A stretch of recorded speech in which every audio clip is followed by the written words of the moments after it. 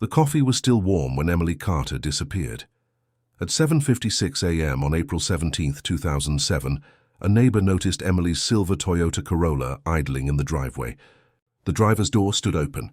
A soft breeze carried the faint hum of the engine, steady and unbroken. Inside the car, a paper coffee cup rested in the holder, half full, steam still rising. The morning sun glinted across the windshield, but there was no sign of the woman who had started that car less than 10 minutes earlier. It was a Tuesday. A normal workday. Emily Carter, 27 years old, was supposed to be on her way to Westfield Elementary, where she taught 3rd grade. She lived alone in a modest 2-bedroom home on the edge of Trenton, a quiet street lined with maple trees and parked cars. Nothing in that scene suggested danger. Yet the open door and running engine told a story that no one yet understood. By 8:30 a.m., her absence had already raised concern. The school receptionist called Emily's phone twice. Both calls went to voicemail. When she did not arrive by the first bell, the principal phoned her parents. They said Emily had left for work on time. Within an hour, her father, Robert Carter, drove to her house. He was the one who saw it first. The car, the door, the coffee. He called her name, expecting her to answer from inside. There was only silence. His voice broke that silence once more before he reached for his phone. The call to 911 came in at 8:41 a.m. The first patrol unit arrived within minutes. Officer Dana Miller stepped out of her cruiser and noted the strange calm that hung over the scene. No broken glass. No signs of struggle. The grass beside the driveway was wet from morning dew but undisturbed. The mailbox still held yesterday's newspaper, edges curled by moisture. She looked inside the car. The keys were still in the ignition. The radio was off. On the passenger seat sat a tan leather purse, unzipped but untouched. Emily's cell phone rested on top of her wallet, the screen dark. The officer carefully stepped back and called for backup. Within an hour, detectives from the Trenton Police Department's Major Crimes Unit were on site. Detective Laura Mendoza led the initial assessment. Calm and deliberate, she examined the car like a photograph, her eyes moving from detail to detail, the position of the seat, the cup, the faint indentation of a footprint in the gravel beside the driver's side. Neighbors began gathering near the sidewalk, whispering. One claimed to have heard a car door slam around 8 o'clock. Another said she noticed a man walking past earlier, wearing a dark jacket and a cap. None of it formed a clear picture. Detective Mendoza instructed the forensic team to process the vehicle immediately. They dusted for prints on the door handle and collected fibers from the seat. Photographs captured every angle. A soft click from a camera shutter punctuated the silence every few seconds. Inside the trunk, officers found only a folded umbrella, a spare tire, and a bag of groceries from the day before. Nothing appeared stolen. Nothing appeared moved. It was as if Emily had simply stepped out for a moment and never returned. By noon, the car was taped off, and uniformed officers canvassed the block. They asked every neighbor, every jogger, every delivery driver. Still, no one had seen Emily leave the driveway. Detective Mendoza crouched near the front tire, scanning the ground. The pavement was clean except for a faint scuff mark beside the grass, too light to determine direction. A few feet away, something small caught her eye, a glint of silver against the concrete. She reached down and picked it up. It was a delicate charm bracelet, the kind worn daily and rarely removed. The chain was broken cleanly in two. One side held a tiny heart-shaped charm engraved with an initial. She sealed it carefully in an evidence bag and marked the find location on her notepad. To the untrained eye, it was nothing more than an accessory lost during a busy morning. But Mendoza knew better. In cases like this, objects spoke louder than words. By the afternoon, the car was towed to the police impound lot for full forensic processing. Officers expanded the search radius to nearby fields, parks, and wooded trails. Helicopters circled the area briefly before nightfall. No sign of Emily Carter appeared. The neighborhood settled into uneasy quiet as daylight faded. Porch lights flicked on one by one. A reporter from a local news station stood near the caution tape, describing what little was known. A Trenton woman vanished this morning under mysterious circumstances. Inside the evidence room, the broken bracelet lay sealed beneath fluorescent light, labeled and logged. It was the only piece of the day that did not fit the calm order of Emily Carter's life. Detective Mendoza stood by the impound bay window, staring at the silver car now parked in darkness. Every visible detail had been catalogued, every logical question asked. And yet, nothing explained why a car would keep running when its driver was gone. As the city went to sleep, a single unanswered question lingered in every mind that had touched the case. Where was Emily Carter? And somewhere, unnoticed by all, the missing half of that silver bracelet waited to be found. The name Emily Carter became the center of Trenton's quiet storm.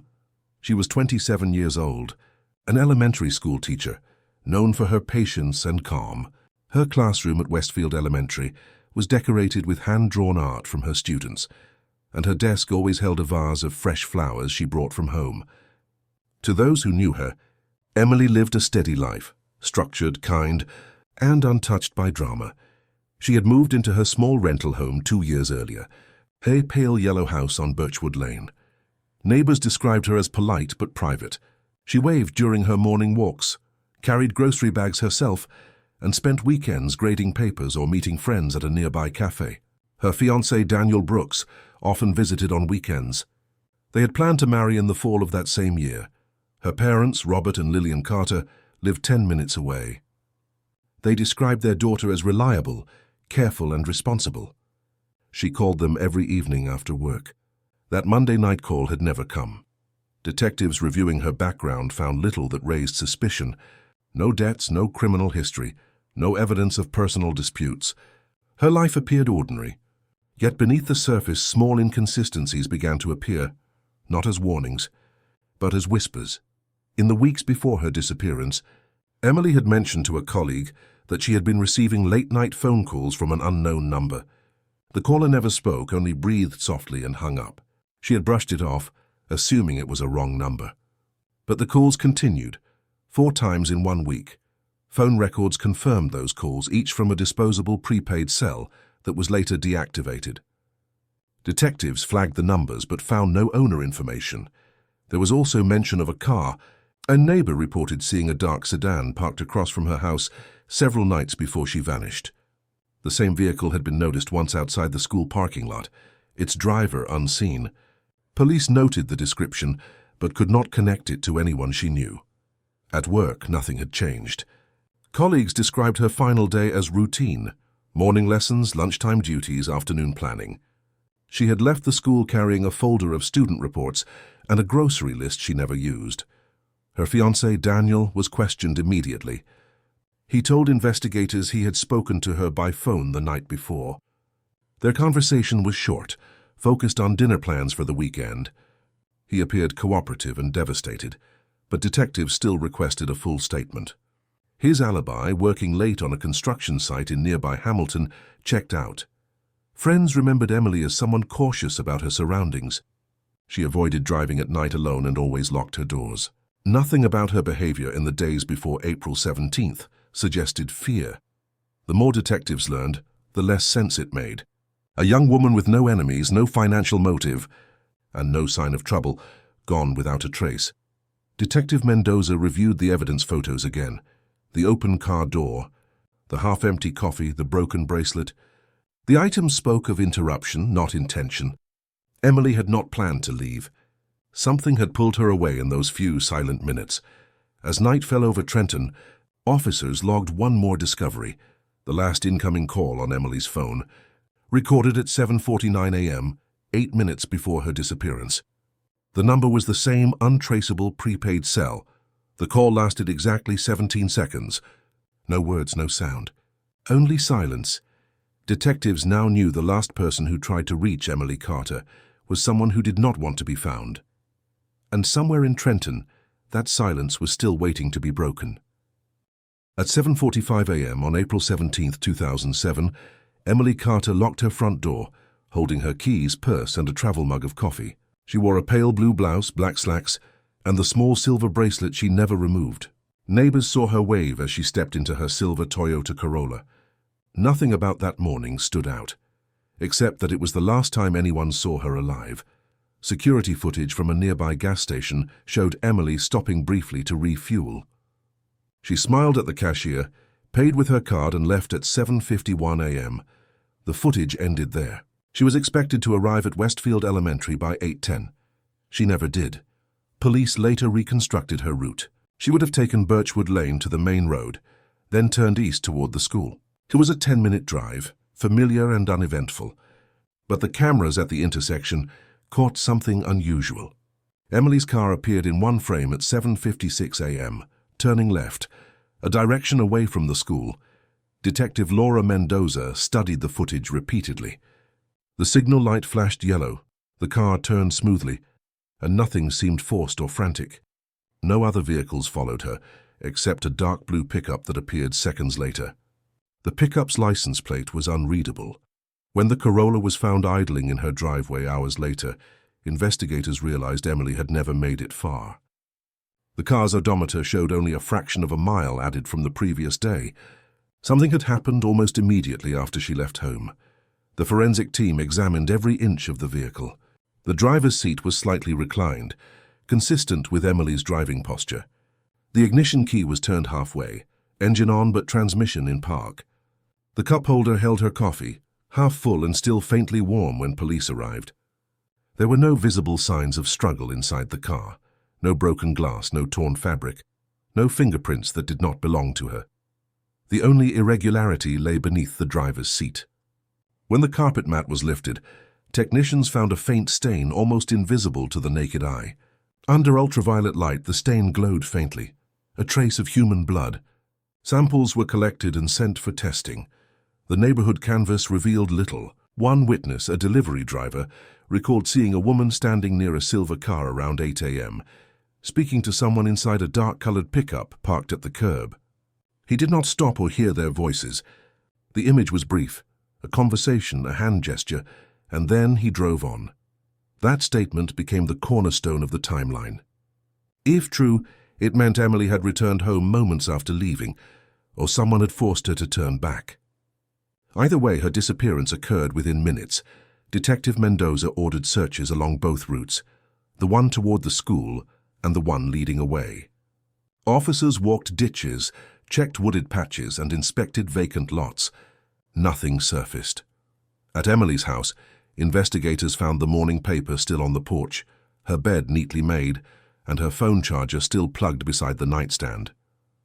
Her classroom folder sat on the kitchen counter, beside a list of groceries, bread, apples, milk. Everything appeared ordinary. By early evening, detectives traced the last digital activity on her phone. The final call at 7:49 a.m. came from the same disposable number that had contacted her the week before. The signal had pinged from a cell tower less than a mile away, close enough that whoever made it could have been watching her leave. The next day, police requested footage from nearby shops and traffic cameras.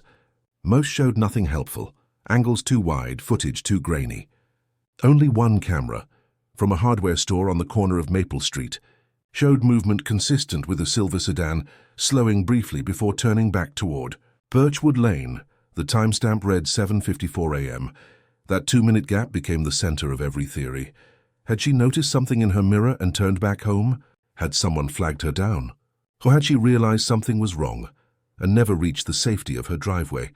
When Detective Mendoza reviewed the photographs of the car again that night, her attention returned to the small stain under the seat. Lab results were still pending, but her instincts told her the truth long before the confirmation came. 3 days later, the forensic report arrived. The blood matched Emily Carter.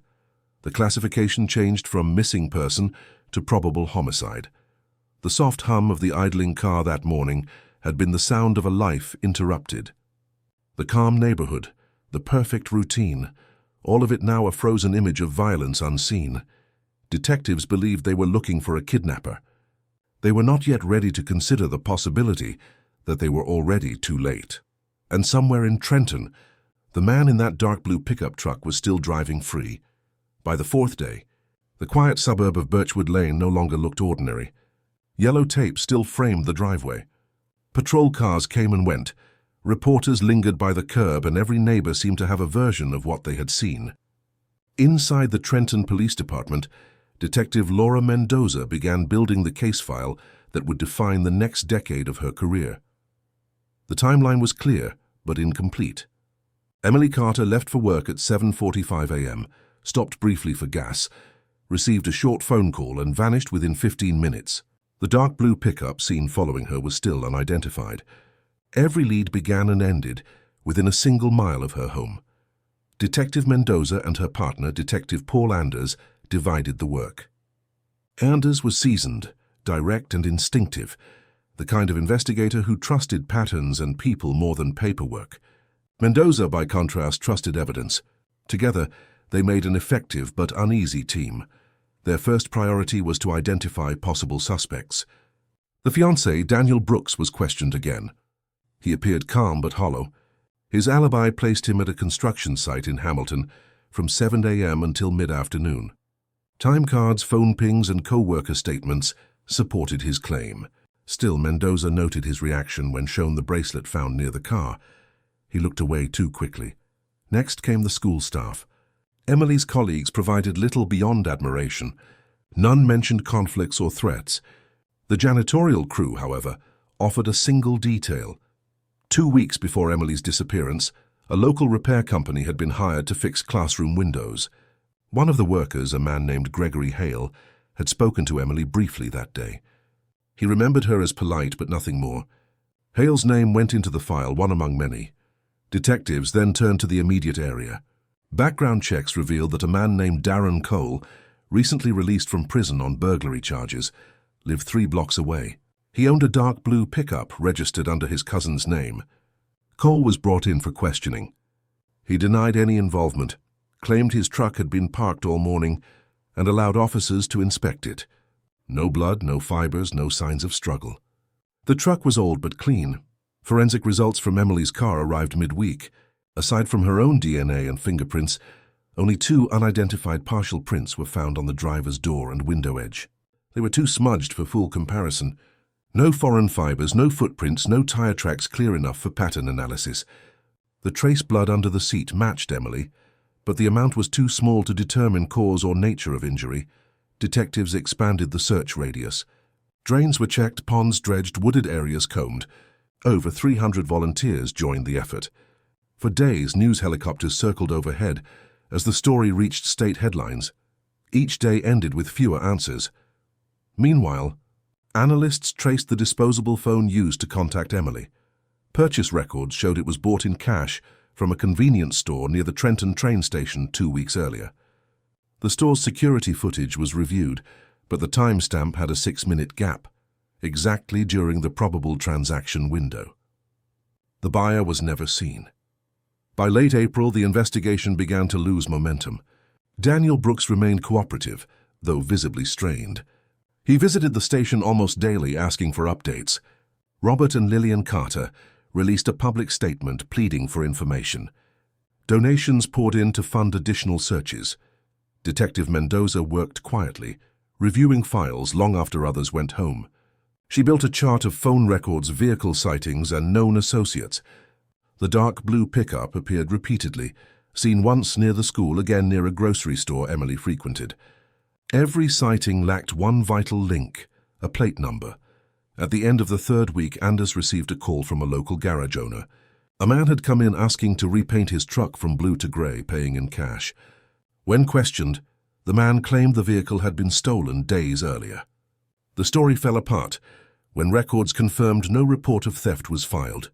By the time detectives arrived at the garage, the truck was gone. The lead ended without arrest. Inside the case room, the whiteboard filled with photos, arrows, and dates. Each line pointed back to the same question. Why had Emily returned home that morning? Mendoza's instincts told her that answer was connected to whoever made that silent call. The phone, the pickup, the blood, all pieces of a pattern she could feel but not yet prove. By the end of May, public attention began to fade. The posters around town started to peel. The news stations moved on to other stories. But within the department, Mendoza and Anders continued quietly, convinced the truth was closer than it appeared. On a late evening in June, as they reviewed footage one last time, Anders paused the video from the intersection camera. For less than a second, a shape glinted in the sunlight, something metallic hanging from the mirror of the pickup's windshield. It was a silver chain, and just like that, the investigation took a darker turn. By the time summer rolled into Trenton, the search for Emily Carter had changed from rescue to recovery. What had begun as a frantic community effort slowly turned into a ritual of waiting for a phone call, a sighting, a clue. People still hung yellow ribbons on their mailboxes, but the color had faded under weeks of sunlight. Detective Laura Mendoza refused to let the case go cold. The discovery of the silver chain in the intersection footage had reignited her focus. She had watched that clip more than 30 times, frame by frame. The object hanging from the pickup's rearview mirror looked ordinary, a small charm, circular, glinting in the light. But when she zoomed in and enhanced the image, she froze. It wasn't just any charm. It looked like a silver locket, the same kind Emily's mother had described missing from her jewelry box after the disappearance. It wasn't definitive proof, but it was enough to push the case forward. Again, the department held a press conference that morning. Chief Donovan stood before the cameras, his tie loose from the humidity, his expression grim. "We have reason to believe new evidence could assist in locating Emily Carter," he said. "We are urging the owner of a dark blue or repainted gray pickup truck seen near Birchwood Lane on the morning of April 18th to come forward." The words rippled through town. Reporters swarmed the police station. Social media reignited with speculation. Was the truck owner arrested? Did they find her locket? Was Daniel involved after all? Rumors spread faster than facts. 2 days later, Detective Mendoza visited Robert and Lillian Carter at their home. The couple looked older, shrunken by grief. Emily's photo still covered the living room wall, her graduation portrait, her first day of teaching, her smiling beside Daniel at a picnic by the lake. Lillian's voice was barely above a whisper. "Every morning I wake up and still think maybe today she'll walk through that door." Mendoza hesitated, then placed a printed image of the chain on the table. "Mrs. Carter, does this look familiar to you?" Lillian leaned forward, trembling. "That's hers," she said, her voice cracking. "Robert gave it to her for her 21st birthday. There's a small dent near the edge, see that? She wore it every day." Mendoza nodded. "We believe it was inside the suspect's vehicle." Robert's face went pale. "You mean someone took her?" Mendoza didn't answer directly. "We're closer to finding out what happened." Within 24 hours, the locket photo appeared on every major news channel. Tips flooded in, over 120 calls, most useless, a few promising. One, however, caught Mendoza's attention. A woman from a nearby town claimed she recognized the same silver locket being pawned at a small second-hand shop in Camden, 30 miles away. Officers rushed there immediately. The shop owner confirmed it. A man in his 40s, tall, unshaven, with a faint scar under his chin, had sold the locket 2 weeks earlier. He'd said it belonged to his sister, paid in cash, signed no name. The surveillance footage was grainy but clear enough to make out his face. When compared with the repair company's employee list, it matched Gregory Hale, the window repairman who'd spoken to Emily before she vanished. Detectives moved quickly. Hale's address led them to a rundown trailer on the outskirts of town. The place reeked of oil and old beer. Inside they found a blue work shirt with dried red stains, a half-burned phone casing in a fire pit outside, and several photos of random women torn from magazines, some with eyes scratched out. But what froze everyone was what lay inside a small wooden box under the bed, a folded note written in hurried, feminine handwriting.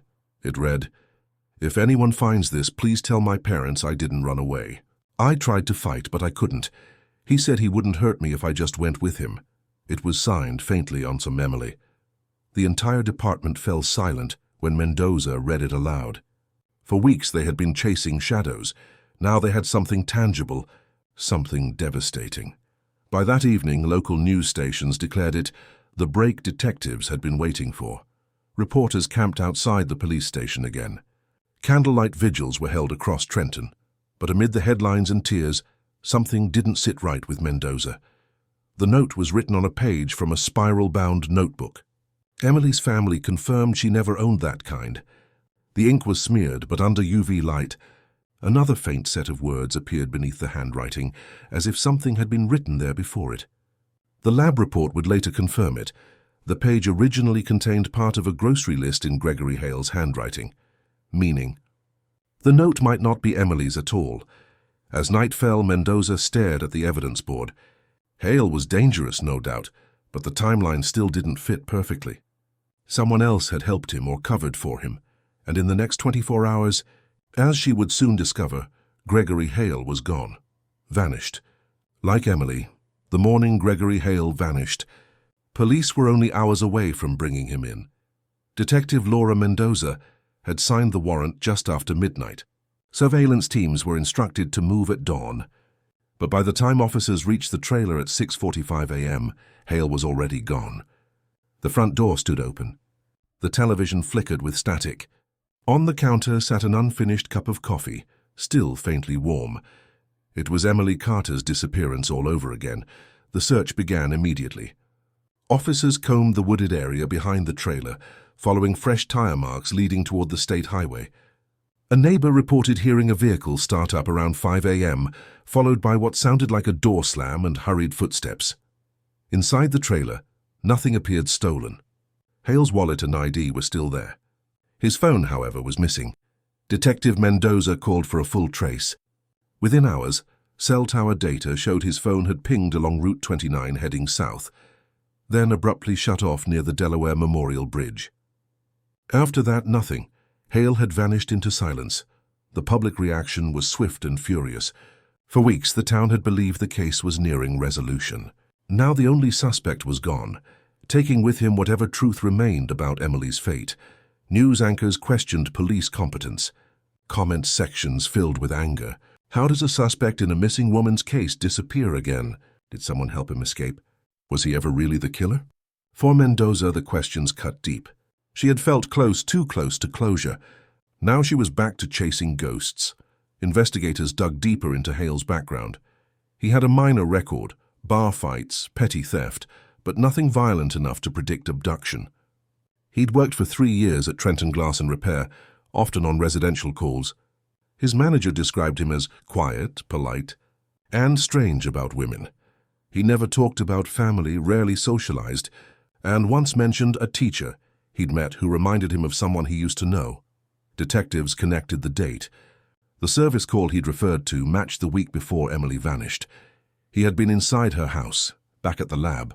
New forensic analysis of Hale's trailer uncovered something everyone had missed before. A partial fingerprint on the inside of the wooden box containing the supposed Emily note. It was female, but it did not match Emily Carter. The discovery widened the investigation once more. If the print wasn't Emily's, then who had touched that note and why? 3 days later, Hale's truck was found abandoned in a motel parking lot outside Wilmington, Delaware. The keys were in the ignition. The bed of the truck contained several tools, a backpack and a plastic container of food. The manager said the vehicle had been parked there since the night before. Security footage showed Hale checking into room 1-12 under a false name. He carried only a small duffel bag. At 11:38 p.m., he was seen leaving the room and walking toward the rear exit. He never returned. When investigators entered the room, they found a single item on the bed, a folded piece of notebook paper. The handwriting was the same as before. It read, "You will never find her. She is where I left her. Stop looking." No signature, no fingerprints, just the same deliberate message. The discovery sent chills through the investigation. For weeks, the police had assumed Hale had taken Emily. Now it appeared someone might be controlling him. Detective Mendoza looked over the evidence board again. The bracelet, the locket, the false note, the missing suspect. The pieces no longer formed a straight line. They formed a circle, closing in on something she couldn't yet see. Then, an unexpected call changed everything. A man working maintenance along the Delaware River reported finding something unusual. Near the waterline, an old rusted storage container wedged in the mud. Inside, he said, were torn pieces of fabric, a shoe and a photograph sealed inside a plastic bag. When officers arrived, they confirmed the clothing matched Emily Carter's description from the morning she vanished. The photograph, however, was even more disturbing. It showed Emily sitting in a chair, her hands bound in front of her, her eyes open. She was alive but afraid. The background was dark and featureless, like a basement or storage unit. A timestamp in the corner read, April 19th, 2007. 9:42 p. More than 36 hours after she had disappeared. The photo was undeniable proof she had been held somewhere, alive. And if Hale had vanished before anyone could question him, someone else might still be out there. Someone who took the photo. Someone who wanted the search to continue just long enough to watch it all unravel. Detective Mendoza closed the file and whispered the only words that fit the moment. Emily wasn't his first. The photograph changed everything. For 10 years, the case of Emily Carter had been defined by absence. An empty car, a missing woman, a suspect who vanished. But that single image proved something no one had dared to believe. She had lived beyond the first day. Detective Laura Mendoza pinned the photo to the center of the evidence board. Around it, the lines that once pointed nowhere began to shift. There was now a new direction, the person behind the camera. 2 weeks later, investigators traced the source of the photograph's film paper to a discontinued batch sold only through a Trenton photo supply store. The owner, an older man named Raymond Heller, said he remembered one customer purchasing several rolls years ago. A man, quiet, mid-40s, with a limp in his left leg. He paid in cash and used no name. At first it seemed like another dead end, until Heller mentioned something else. The man had driven an old utility van with a faded logo that read Hale & Sons Repairs. The name stopped Mendoza cold. Gregory Hale's father. The record showed Thomas Hale, age 68, had once owned the repair company before it closed in 1995. After retirement, he lived alone on the outskirts of Burlington County, about 40 minutes south of Trenton. A team was assembled at dawn. When detectives arrived, the small farmhouse looked deserted. The front yard was overgrown, windows dark, no car in sight. But the door was unlocked. Inside, dust covered every surface, except the kitchen table, where a single photograph lay face down. When Mendoza flipped it over, she froze. It was the same image of Emily in the chair. But this copy had one detail missing from the version found near the river. The timestamp. It had been carefully scratched out. A noise came from below. Officers drew their weapons and descended the narrow wooden stairs to the basement. The air grew colder. The smell of metal and damp earth filled the room. Against the far wall stood an old freezer, sealed shut with rusted clasps. Nearby, a wooden workbench was lined with small labeled jars, each containing something that looked like soil, ash, or hair. Then they saw him. Thomas Hale sat silently in a corner, hands folded, eyes fixed on the floor. He did not resist. At the station, Hale spoke little. Hours passed before he finally asked for a glass of water and a photo of his son. When detectives obliged, he stared at the image for nearly a minute before saying, "You think Gregory did this?" He didn't. He was trying to stop it. The words chilled the room. Detective Mendoza pressed gently, her voice steady. "Stop what?" Hale looked up. His eyes were calm, almost detached. "The girls, all of them." He began to talk. According to his statement, Hale had discovered something in his father's basement years earlier. Boxes filled with women's jewelry, torn clothing, and Polaroids dated from the late 1980s through the early 2000s. He had confronted Thomas, who admitted to helping women who did not deserve to be found. Terrified and uncertain, Gregory had kept silent until Emily Carter. She had recognized him from the old-school repair list and mentioned his father's name. Gregory had panicked, fearing she might uncover the truth. He had followed her home, intending to warn her, but someone else had arrived first. His father. Thomas Hale admitted to bringing Emily back here after seeing her alone that morning. He claimed Gregory tried to intervene, and a fight broke out. Emily had been alive for nearly 2 days before she stopped breathing.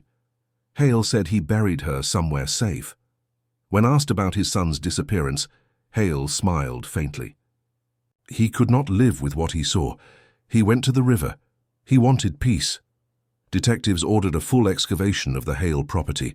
By the second day, search teams uncovered several shallow graves behind the barn.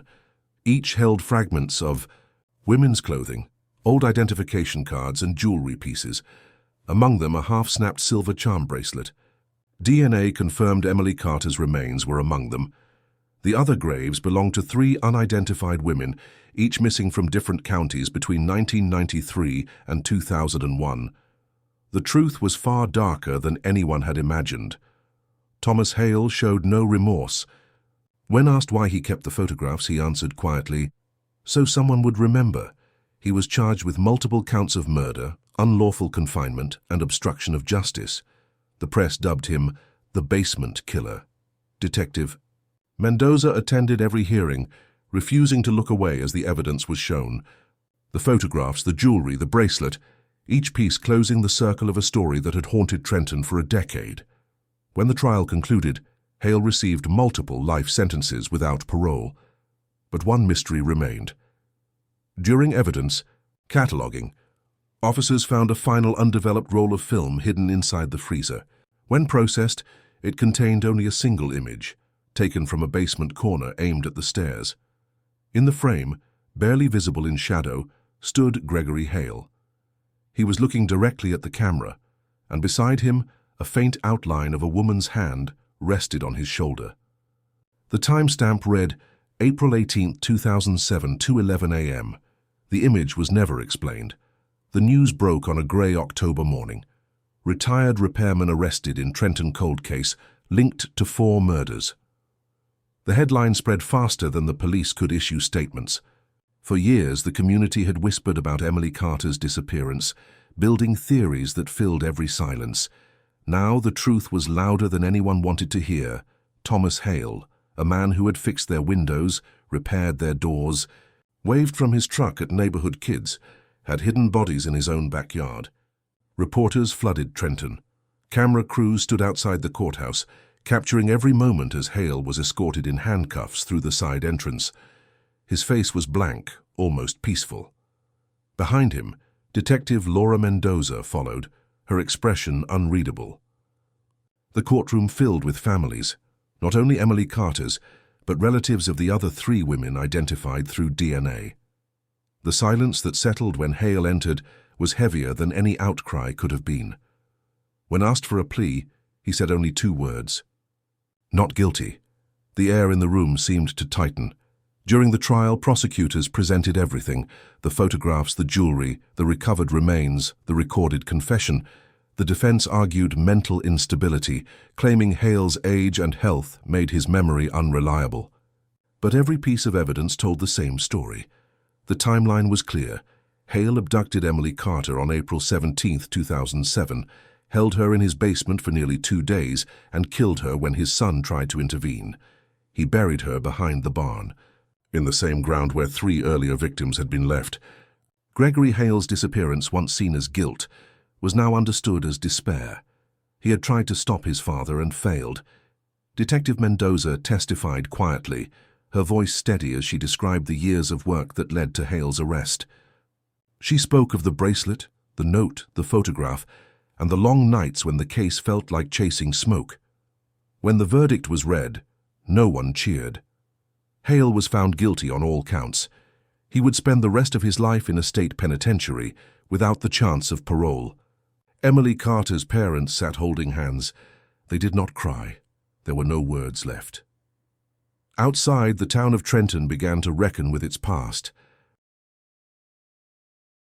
Local newspapers ran retrospectives on the case, detailing how one woman's disappearance exposed decades of overlooked patterns.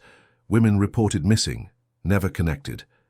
Neighborhoods that had once been quiet now carried a permanent shadow. At Birchwood Elementary, where Emily had once taught, her classroom was turned into a reading center. Her students, now adults, returned for the dedication ceremony. A plaque was placed near the doorway. In memory of Emily Carter, whose kindness taught us courage. No speeches, no cameras, just the sound of pages turning. Detective Mendoza continued her work in cold cases, though nothing ever felt the same. The Carter file stayed pinned above her desk, not as a reminder of victory but of responsibility. She knew the investigation had closed, but the story never really ended. Late one evening, as she packed up her office, she noticed a sealed envelope tucked into the corner of the Carter evidence box. Inside was a note written on aged paper. The handwriting was shaky but familiar. "Thank you for finding her. Tell her mother I tried." The signature was smudged, but the pen strokes were heavy and deliberate. G.H. Gregory Hale's initials. No record ever confirmed when or how the note had been placed there. Some believed it had been missed during earlier cataloguing.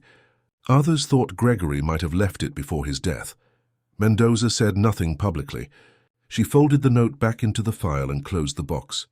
Outside, the first snow of winter began to fall, soft and slow over the quiet streets of Trenton. The same streets where 18 years earlier, a car engine had been left running, and a coffee cup sat, half full on the seat. The story had come full circle. The mystery that began with silence ended with it too. The Trenton case closed on paper long, before it closed in the hearts of those who lived through it. For the detectives who spent years chasing shadows, the arrest of Thomas Hale brought answers, but not peace. For the families, it delivered justice but not healing. And for Detective Laura Mendoza, it became the story that defined everything that came after. Every year on April 17th, she still drove past Birchwood Lane. The house where Emily Carter once lived had new owners now and a young couple with 2 children. The driveway had been repaved, the garden replanted, the mailbox repainted. Nothing remained of that morning except the faint memory of flashing lights and a quiet car idling in the sun. Mendoza never stopped there. She would slow her car just long enough to glance toward the curb where the half-snapped bracelet had once been found. Then she would drive on. In the years following the conviction, several cold cases across New Jersey were reopened. The discovery at Hale's property forced investigators to revisit dozens of missing persons reports from the 1990s. Some names were finally matched through DNA. Others remained unknown, their stories scattered across time and silence. Emily Carter's case had become a catalyst, a reminder that the smallest detail, a single overlooked item, could hold an entire truth. It also became a warning. Evil does not always hide in darkness. Sometimes it wears a smile, fixes a broken window, and waves from a passing truck. Detective Mendoza never spoke publicly about what she saw in that basement. She turned down every interview request, every podcast, every book offer. When reporters asked how it felt to close such a notorious case, she gave the same answer every time. It is not closed. To her, closure was never the point. Truth was. And the truth, she knew, always left scars. In her office at the Trenton Police Department, a single photo hung on the wall, Emily Carter's school portrait. It was the same image used in the missing posters, smiling, hair neatly tied, bright eyes unaware of what the future held. Beneath it, a brass plate bore only her name and the dates 1980, 2007. On the shelf below, Mendoza kept the silver charm bracelet, now sealed in a clear case. The two halves had been fused together by the forensic team, a symbolic gesture after the case concluded. It gleamed faintly in the fluorescent light, a small, quiet victory against the darkness that had surrounded it. Sometimes, when the office was empty and the night grew too long, Mendoza would sit back in her chair and listen to the sound of the city outside. Sirens in the distance, car engines humming, the steady rhythm of ordinary life continuing despite everything. It reminded her of Emily, how ordinary that morning had been before everything changed. At Emily's memorial site near the school, someone still left flowers every spring. No one ever saw who it was. The petals always arrived fresh, the stems wrapped neatly with blue ribbon. Mendoza suspected she knew. Some believed Gregory Hale's body was never found because the river carried him away. Others thought he had fled, trying to start over somewhere else. But Mendoza was certain he never left. He had written his final message, "Tell her mother I tried, and that was enough. Some sins can never be undone, but some acts of remorse speak louder than words." 18 years after Emily's disappearance, Trenton still carried her story. Teachers spoke her name in training sessions on safety and vigilance. Police academies used the case to teach investigative persistence. And somewhere in the background, the haunting photograph, Emily in that chair, alive for one last night, remained in archives, sealed from public view, not as evidence. But as a reminder, Detective Mendoza retired quietly without ceremony. On her final day, she left the office with one folder in her hand, the Carter case, worn and faded, its edges softened by time. She locked it in the archives, signed her name on the logbook, and walked out into the early evening light. Outside, the air was cool, the sky clear. For the first time in years, There were no flashing lights, no unanswered calls, no haunting questions, just silence. And for Mendoza, that silence and at last madness felt like truth. The courthouse steps were quiet that morning, years after the verdict that ended one of Trenton's darkest chapters. The crowds were gone. The cameras had long been packed away. But the weight of Emily Carter's name still lingered over the city, like a shadow that refused to lift. Detective Laura Mendoza had retired 2 years earlier. Yet every April, she found herself back in the same small park near Elm Street Elementary, the place where Emily used to walk home after school. The flowers by the memorial plaque were always fresh. Someone, no one knew who, replaced them every week. The Carter family had moved away from Trenton. The house where Emily's car had been found remained unsold for years, its driveway cracked and overgrown. Neighbors said it felt wrong to see lights in the windows again. Some called it superstition. Others called it respect. Thomas Hale's name, once whispered with fear, had faded into silence. He served a life sentence at Rahway State Prison, mostly kept apart from other inmates. Records show that he spoke to no one, requested no visitors, and never filed an appeal. The prison chaplain described him as a man who had accepted something no one should. Inside his cell, guards found a single item pinned to the wall, a newspaper clipping from 2008. The headline read, "Justice for Emily Carter." The corners were worn smooth, as if touched countless times. The forensic team's discovery, those tiny carpet fibers and the trace evidence from the bracelet, would later be used in training materials for state investigators. It became an example of how a single overlooked detail could change an entire case. Detectives still referred to it as the Carter method. In the years that followed, a scholarship was established in Emily's name for young teachers entering public education. Each year, the award ceremony opened with the same words her principal once said. Her classroom was the one place every child felt safe. But safety had always been the illusion at the heart of the case, a reminder that danger does not always hide in the dark. Sometimes, it stands quietly across the street smiling, unnoticed. Local reporters revisited the story in a decade-later documentary, The Quiet Morning, tracing how a missing teacher had changed investigative procedure statewide. Interviews with former officers revealed what none had said publicly, that several believed Emily had sensed something days before her disappearance. Her last search history, recovered from an old computer, showed a pattern. Signs someone is following you. That single detail haunted Mendoza most of all. She often replayed it in her mind, wondering how close Emily had come to realizing what was about to happen, and whether in those final minutes she had tried to fight back. Every story, Mendoza believed, leaves behind a noise, an echo that refuses to fade. The Carter case was that echo. It lived in the quiet hum of early morning engines, in half-empty coffee cups, in the sight of a silver bracelet glinting on a stranger's wrist. In 2022, when Mendoza was invited to speak at a law enforcement seminar, she ended her talk with a simple statement: evil does not always announce itself. Sometimes it just waits for someone to leave their door open. The audience sat silent. The projector behind her displayed Emily's school portrait, the same one that had appeared on missing posters 15 years earlier. Time had softened the image, but not the feeling it carried. After the seminar, Mendoza stood outside alone. The evening wind moved through the trees, carrying faint sounds from the nearby street, car doors closing, footsteps fading, ordinary noises. Yet for her they would never sound ordinary again. The story of Emily Carter had ended long ago. But for those who remembered that April morning, the running car, the open door, the half-full cup, the ending never truly arrived. It remained suspended in memory, a reminder that the smallest moments can hold the deepest fractures. And somewhere in Trenton, in a park few people visit after dark, the flowers beneath Emily's memorial are still replaced every week. No one ever sees who leaves them, but the petals are always fresh. The door to cell 214 closed at 9 p.m., just as it had every night for 16 years. Thomas Hale sat on the lower bunk, staring at the concrete wall that had turned the same dull shade as his eyes. The silence in Rahway State Prison was not peaceful. It was heavy, the kind of silence that carried the sound of every thought a man tried to bury. He rarely spoke.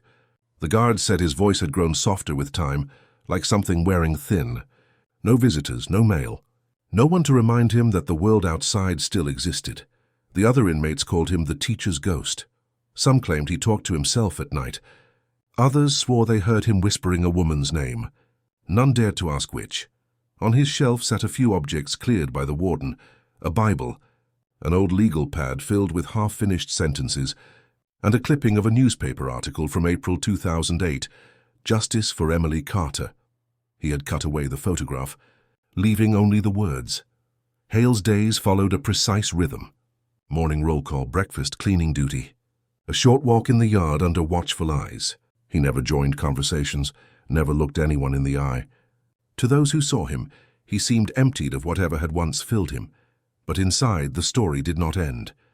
Each night after the lights dimmed, Hale replayed that morning in his mind. The sound of the car engine, the scrape of gravel under her shoes, the half-full coffee cup on the seat. Memory had become punishment. There was no way to turn it off. Prison psychiatrists once tried to evaluate him. He spoke for less than 5 minutes. The transcript contained a single line worth noting. When asked if he regretted what he had done, Hale answered, "I remember the silence more than anything else."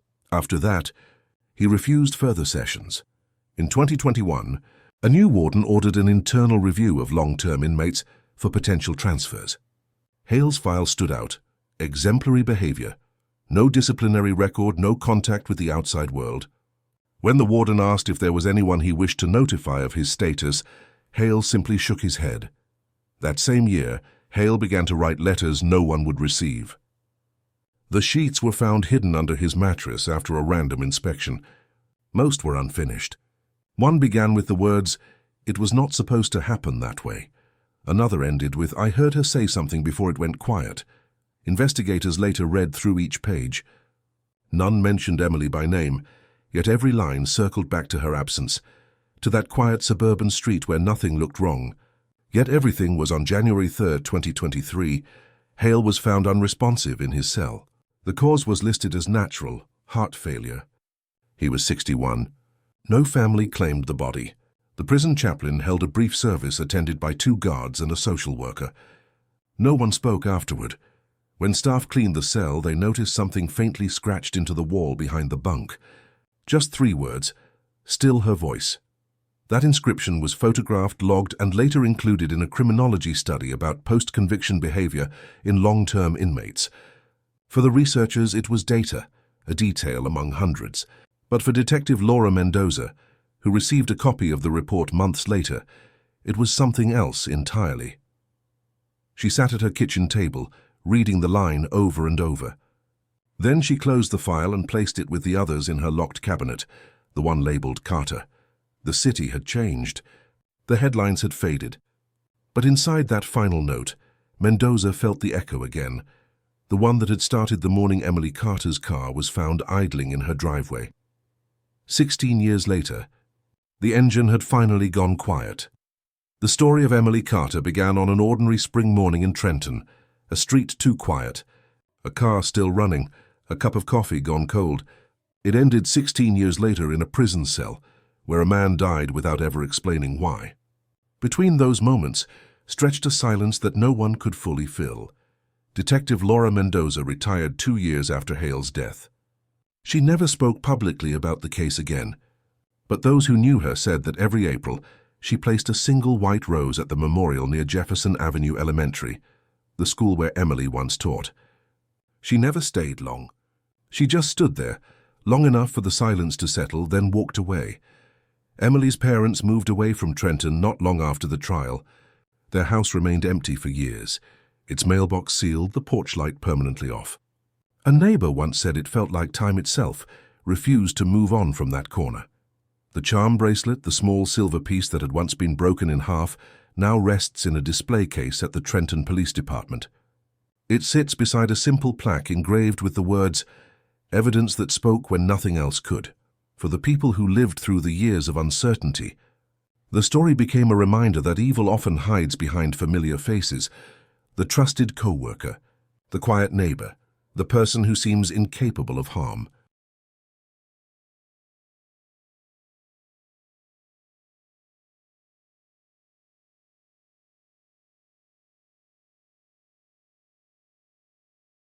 The Carter case reshaped how local police handled disappearances. It pushed for early forensic mapping, for better cross-agency communication, and for DNA database updates that later solved 3 other cold cases in New Jersey. The change came too late for Emily, but not for those who came after her. Still, some parts of the story will always remain unfinished. The unanswered question of motive, the detail that never surfaced, the reason behind the last words Emily might have spoken, if she spoke at all. In the years that followed, new teachers joined Jefferson Avenue Elementary. Few of them knew her name, yet her photograph stayed in the staff hallway. It showed a woman smiling slightly, a calm expression that now seemed to belong to another lifetime. For true crime followers, the Trenton case stands as a textbook example of patience, persistence, and the quiet determination that often defines justice. For those who lived it, it remains something deeper, a wound that healed on the surface but never entirely closed. When documentary filmmakers revisited the case in 2025, Detective Mendoza was asked to record one final statement. She declined at first, but later sent a short voice note. It was less than 10 seconds long. She said, "Sometimes justice is not the end of the story.